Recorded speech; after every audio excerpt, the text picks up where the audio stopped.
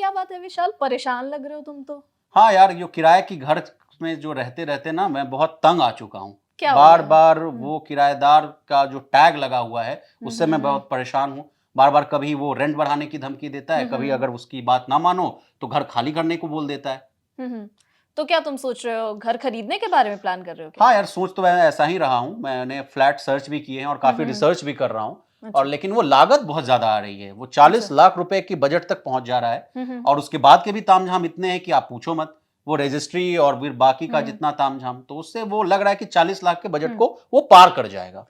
विशाल, ये तुम्हारी पहली नौकरी है ना? हाँ हाँ, ये तो मात्र 1.5 साल हुए हैं मेरे को। हम्म। तो तुम्हें तो होम लोन लेना पड़ेगा अगर हाँ घर यार, खरीदना कुछ तो। पापा से मैंने कुछ लोन लिया है, वो हम्म। पैसे को मैं डाउन पेमेंट कर दूंगा। और कुछ हम्म। पैसे मैंने अपने सेव किए हैं, उसको लगा के मैं सोच रहा हूँ कि फ्लैट ले ही लूँ। अच्छा, तो तुम्हें क्या लगता है, ये जो तुम फैसला लेने की सोच रहे हो, होम लोन लेने की सोच रहे हो, ये तुम्हारे लिए वाइज डिसीजन होगा? हाँ, मैं तो सोच रहा हूँ कि उस पैसे से मैं एक हम्म। एसेट क्रिएट कर लूँगा, उससे मेरी एक धन संपत्ति बढ़ जाएगी और हम्म। महीने का वो कुछ जो पैसा है वो हम्म। ईएमआई के रूप में कटता रहेगा। लेकिन तुम्हें क्या नहीं लगता कि ये एक लायबिलिटी तुम्हारे लिए आगे चलकर साबित हो सकता है? नहीं यार, मुझे तो ऐसा नहीं लगता, मुझे तो लगता है कि ये एक अच्छा डिसीजन होगा, बट तुम बताओ। चलिए इस उलझन को सुलझाते हैं। और ये विशाल ही नहीं, उन सभी के लिए है जिन्हें ठीक ठाक नौकरी मिले ज्यादा वक्त नहीं हुआ है और ये लोग घर या कार या महंगे फोन जैसी शॉपिंग करने में जुट जाते हैं। नमस्कार, मैं हूं तन्वी सिन्हा और आप देख रहे हैं बिज मनी। विशाल का ही मामला लेते हैं। अभी उनकी सैलरी 50,000 रुपए महीना है। घर का खर्च ही करीब 20,000 रुपए महीना बैठता है। आने जाने और बाहर खाने पीने का खर्च और जोड़ ले तो ये रकम 25 से 28,000 के करीब बैठती है। वे जो घर खरीदना चाहते हैं उसकी कीमत 40 लाख रुपए है। उनका प्लान 8 लाख रुपए डाउन पेमेंट करने का है, जिसमें से 5 से 6 लाख रुपए उनके पापा देंगे। यानी उन्हें करीब 32 लाख रुपए का होम लोन लेना पड़ेगा। वे 30 साल के लिए लोन लेने का प्लान कर रहे हैं ताकि ईएमआई कम रहे। तो देखते हैं कि उनके ऊपर कर्ज का बोझ कितना पड़ेगा।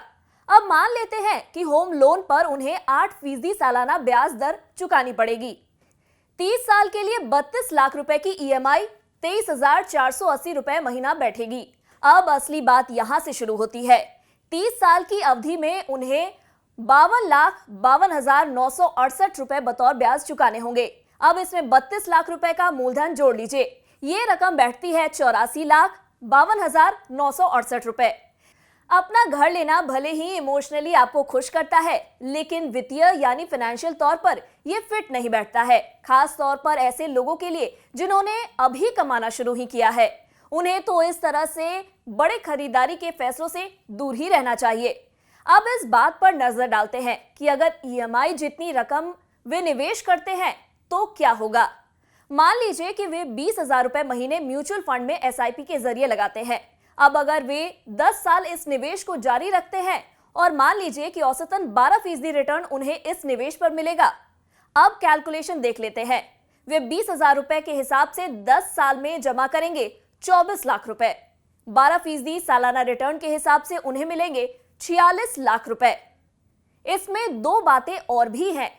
एक तो उनके पास ईएमआई पर 3,000 रुपए की बचत होगी। इस पैसे को वे इमरजेंसी फंड के लिए जोड़ सकते हैं और शॉर्ट टर्म एफडी में लगा सकते हैं। और साथ ही उनके पास डाउन पेमेंट वाला पूरा पैसा भी बचेगा, यानी 8 लाख रुपए उनके पास अलग से होंगे। अगर वे ये पैसा भी एक मुश्त जमा कर देते हैं तो 12% रिटर्न के हिसाब से 8 लाख रुपए का 10 साल का कैलकुलेशन देख लेते हैं। उन्हें अनुमानित रिटर्न मिलेगा 16,84,679 रुपए। इसमें 8 लाख रुपए की मूल रकम जोड़ दीजिए, यानी उन्हें मिलेंगे 24,84,679 रुपए। अब 46 लाख रुपए में 24,84,000 और जोड़ लीजिए, यानी 10 साल बाद उनके पास 70,84,000 रुपए होंगे। ये एक बड़ी रकम है और उन्हें फाइनेंशियली स्ट्रांग बनाने के लिए काफी है। अब घर पर रिटर्न को भी देख लेते हैं।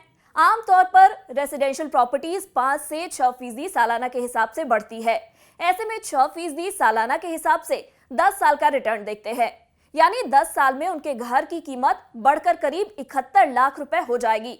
अब इसमें से उनकी दी जाने वाली ईएमआई की रकम घटा लीजिए।